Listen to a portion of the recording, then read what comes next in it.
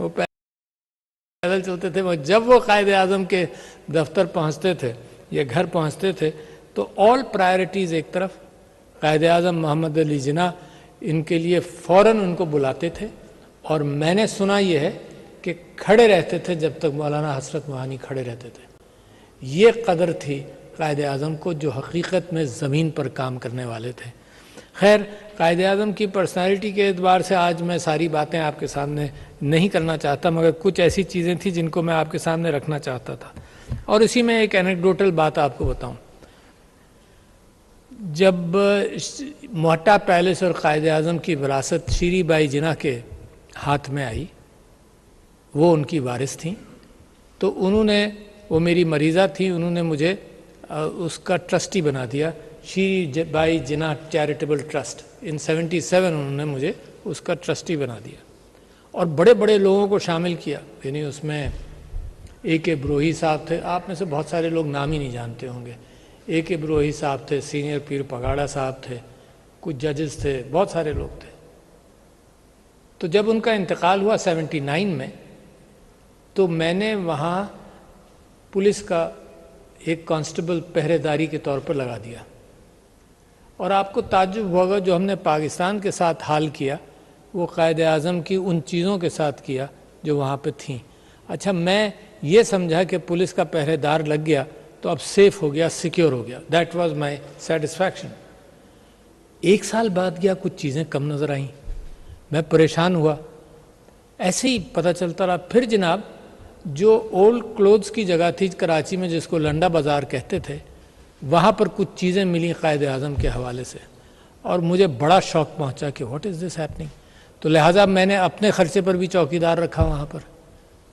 پھر بھی یہی ہوتا رہا. تو پھر یہ طے کیا کہ یہ ساری چیزیں ان کو ڈاکیومنٹ کر لیا جائے، کیٹلاگ کر لیا جائے، بیکاز نو ٹرسٹ. کوئی چوکیداری جو ہے نا پاکستان میں وہ کوئی کرتا نہیں. پاکستان کی بھی چوکیداری کسی نے کی نہیں ہے. And today is the day to revise our thinking on that issue. Today is the بہترین دن ہے کہ میں ریوائز کروں اور آپ لوگوں کے سامنے رکھوں. تو خیر، میں جمعرات کو چھٹی کرتا تھا، ہر ہفتے پورے سال میں نے چھٹی کی، ایک ایک چیز کو کیٹلاگ کیا. کچھ چیزیں فلیگ سٹاف ہاؤس میں موجود ہیں. مگر ایک واقعہ آپ کو سنانا چاہتا ہوں، بڑا انٹرسٹنگ ہے، اور اس سے پاکستان کی جو تاریخ ہے اس کی عکاسی بھی ہو جائے گی. ایک بڑی خوبصورت آرام کرسی تھی، اور اس زمانے میں جو آرام کرسی بنتی تھی اس میں بید کی کیا کہہ لیں بنائی ہوتی تھی. کرسیوں میں بید کی بنائی ہوتی تھی. اچھا، وہ رکھی ہوئی تھی ایک طرف کونے پر. اچھا، ہم سب اس کو دیکھتے رہے، باہر صورت چیزیں جاتی رہیں. پھر میں نے کہا کہ اس کو اٹھاؤ اور اس کو بھی ہم لے جاتے ہیں وہاں. تو آپ کو یقین نہیں آئے گا کہ جب اس کو اٹھایا تو اس کو دیمک کھا گئی تھی، صرف بیت رہ گئی تھی اور خول رہ گیا تھا لکڑی کا. That is symbolic of what has been happening to Pakistan. Keep that in mind. اچھا، اور اس کا ذکر کرنے کا یہ مطلب نہیں ہوتا کہ میں آپ کو کہوں کہ ماضی کے اندر یہ سب کچھ ہوتا رہا. اس کا ذکر کرنے کا مطلب یہ ہے کہ حال میں بھی ہو رہا ہے. اس کا ذکر کرنے کا مطلب ہے کہ آپ ذمہ دار ہیں، کوئی اور نہیں ہے. Never put it on other people کہ وہ ذمہ دار ہیں.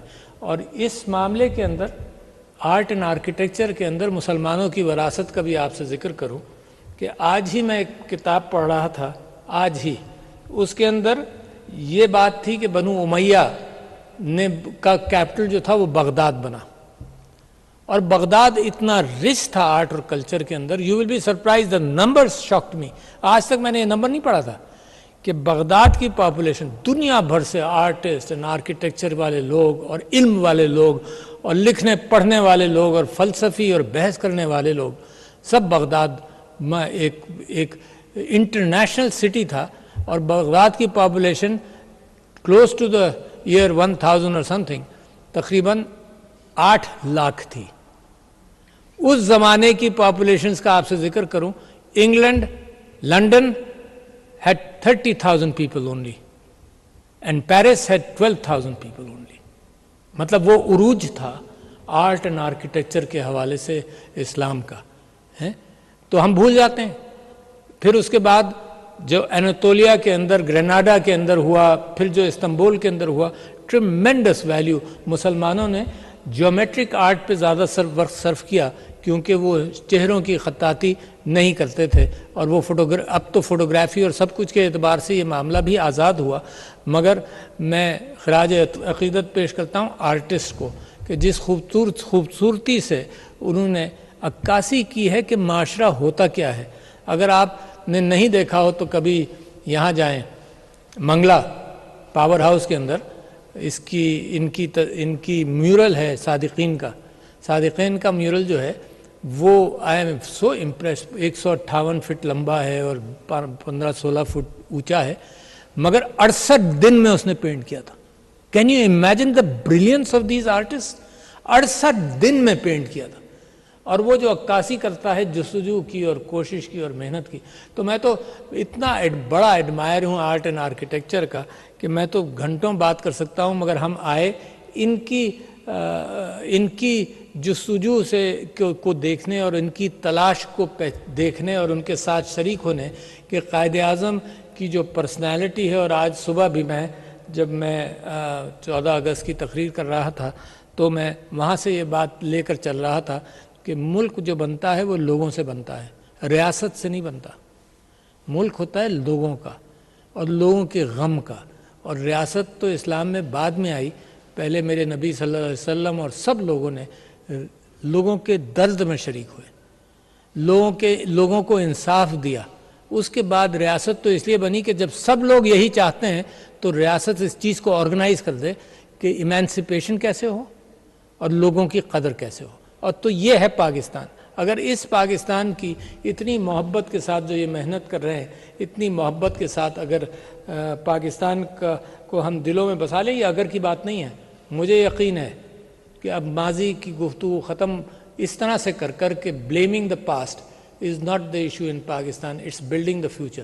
تو بہت شکریہ علی عظمت صاحب، پٹودی صاحبہ، آپ سب لوگوں کا جو اس چیز کا اہتمام کرتے ہیں کہ نئی جنریشن کو بھی اور پرانی جنریشن کو بھی دکھائیں کہ بڑی بڑی شخصیات جو گزری ان کے اوپر ہمارا بلیف سسٹم اور یونٹی فیتھ اینڈ ڈسپلن کو ہم مزید مستحکم کریں۔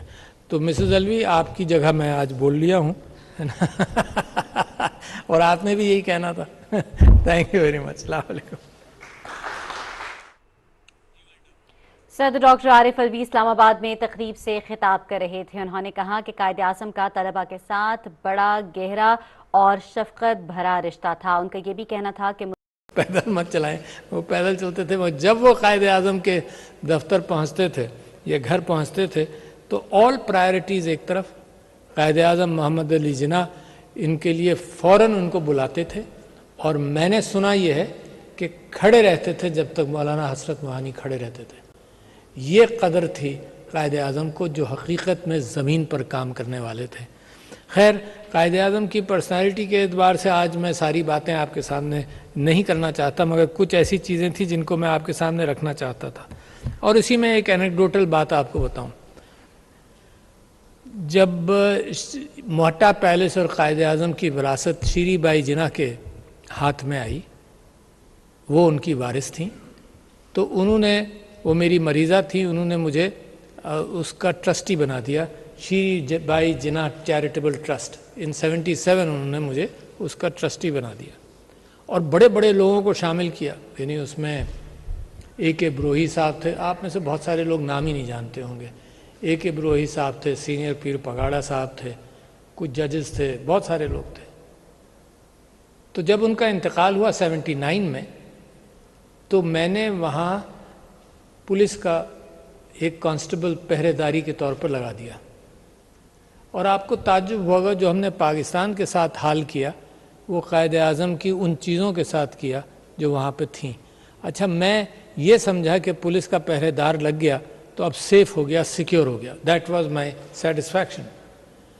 1 سال بعد گیا، کچھ چیزیں کم نظر آئیں، میں پریشان ہوا، ایسے ہی پتہ چلتا رہا۔ پھر جناب، جو اولڈ کلوتھس کی جگہ تھی کراچی میں جس کو لنڈا بازار کہتے تھے، وہاں پر کچھ چیزیں ملیں قائد اعظم کے حوالے سے، اور مجھے بڑا شوق پہنچا کہ واٹ از دس ہیپننگ۔ تو لہٰذا میں نے اپنے خرچے پر بھی چوکیدار رکھا وہاں پر، پھر بھی یہی ہوتا رہا۔ تو پھر یہ طے کیا کہ یہ ساری چیزیں ان کو ڈاکیومنٹ کر لیا جائے، کیٹلاگ کر لیا جائے، بیکاز نو ٹرسٹ. کوئی چوکیداری جو ہے نا پاکستان میں وہ کوئی کرتا نہیں، پاکستان کی بھی چوکیداری کسی نے کی نہیں ہے. And today is the day to revise our thinking on that issue. Today is the بہترین دن ہے کہ میں ریوائز کروں اور آپ لوگوں کے سامنے رکھوں. تو خیر میں جمعرات کو چھٹی کرتا تھا، ہر ہفتے پورے سال میں نے چھٹی کی، ایک ایک چیز کو کیٹلاگ کیا. کچھ چیزیں فلیگ سٹاف ہاؤس میں موجود ہیں. مگر ایک واقعہ آپ کو سنانا چاہتا ہوں، بڑا انٹرسٹنگ ہے، اور اس سے پاکستان کی جو تاریخ ہے اس کی عکاسی بھی ہو جائے گی. ایک بڑی خوبصورت آرام کرسی تھی، اور اس زمانے میں جو آرام کرسی بنتی تھی اس میں بید کی کیا کہہ لیں بنائی ہوتی تھی. کرسیوں میں بید کی بنائی ہوتی تھی. اچھا وہ رکھی ہوئی تھی ایک طرف کونے پر. اچھا ہم سب اس کو دیکھتے رہے، باہر صورت چیزیں جاتی رہیں. پھر میں نے کہا کہ اس کو اٹھاؤ اور اس کو بھی ہم لے جاتے ہیں وہاں. تو آپ کو یقین نہیں آئے گا کہ جب اس کو اٹھایا تو اس کو دیمک کھا گئی تھی، صرف بیت رہ گئی تھی اور خول رہ گیا تھا لکڑی کا. That is symbolic of what has been happening to Pakistan. Keep that in mind. اچھا اور اس کا ذکر کرنے کا یہ مطلب نہیں ہوتا کہ میں آپ کو کہوں کہ ماضی کے اندر یہ سب کچھ ہوتا رہا. اس کا ذکر کرنے کا مطلب یہ ہے کہ حال میں بھی ہو رہا ہے. اس کا ذکر کرنے کا مطلب ہے کہ آپ ذمہ دار ہیں، کوئی اور نہیں ہے. Never put it to on other people کہ وہ ذمہ دار ہیں. اور اس معاملے کے اندر آرٹ اینڈ آرکیٹیکچر کے اندر مسلمانوں کی وراثت کا بھی آپ سے ذکر کروں کہ آج ہی میں ایک کتاب پڑھ رہا تھا